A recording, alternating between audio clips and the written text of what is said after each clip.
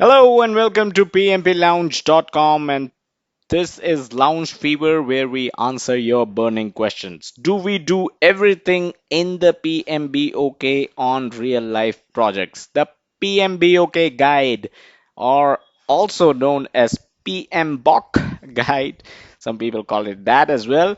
So it's the holy grail, right? It's our favorite book. We're here at PMP Lounge. If you are preparing for PMP yourself, it's your favorite book too. At least it should be your favorite book.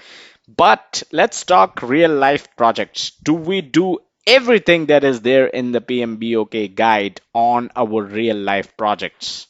Let's look into this.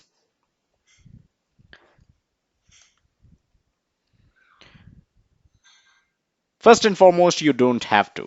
That's the deal. You don't have to do everything that is there in the PMBOK guide. But why? Does that mean you do not need a project management plan?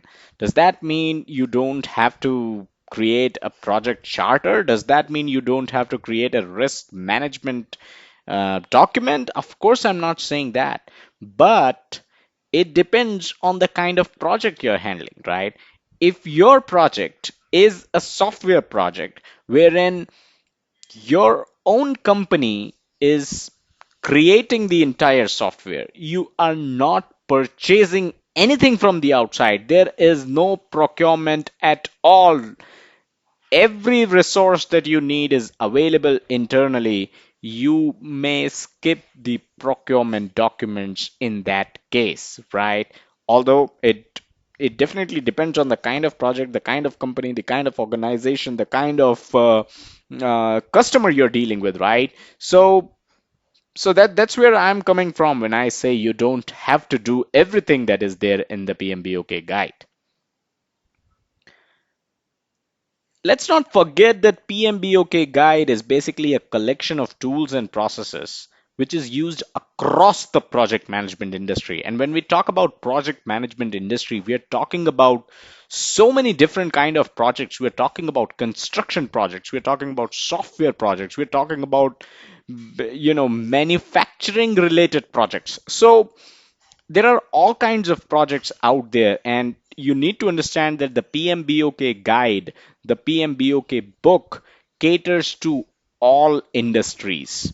It's not specific to any industry. It's not specific to any kind of projects, right?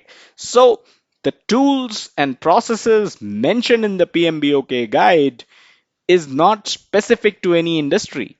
But certain tools, certain processes, like I mentioned earlier in my example of a software project wherein you don't have to procure anything, it is quite possible that the procurement processes, the tools and techniques of procurement are not applicable to your project.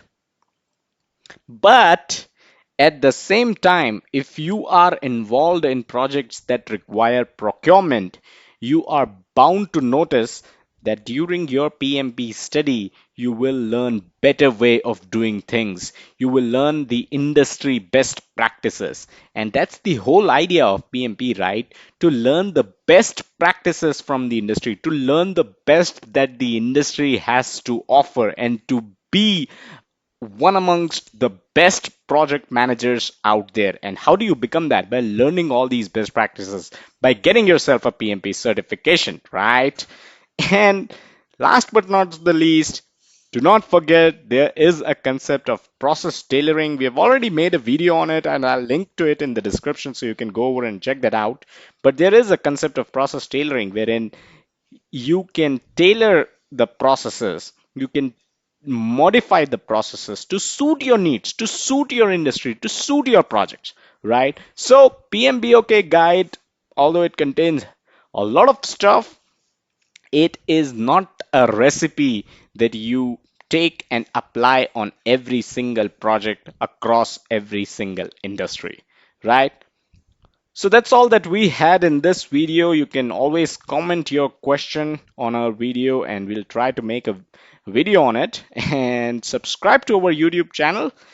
Also, don't forget to follow us on our social media, facebook.com/PMP Lounge and twitter.com/PMP Lounge. And as always, feel free to check out the website pmplounge.com for the greatest, latest, and the best material out there on PMP, all of which is absolutely free. Thank you.